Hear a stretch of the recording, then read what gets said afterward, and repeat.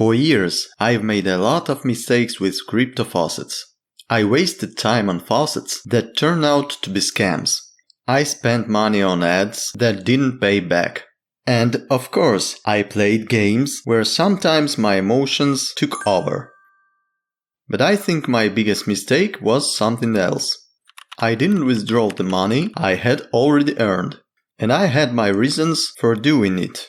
For example, one faucet allowed me to keep my balance there and earn 4% interest per year, with the interest added every day. So I thought, why withdraw the money now if I can just leave it there and earn some extra income? Sometimes I kept my balance so I could come back later, play some games, or keep earning. And sometimes I simply didn't visit the faucet for a long time and the balance kept growing. At the time, it seemed completely normal. But I was forgetting one thing. It was still someone else's website. And one day, it simply closed. I had about 64,000 Satoshis left on that faucet.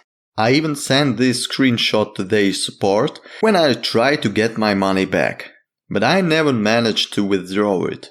And this wasn't the only time. As far as I remember, at least 3 faucets closed before I managed to withdraw my money. And with the games, the problem was almost the same. I could earn crypto and then put it back into the games.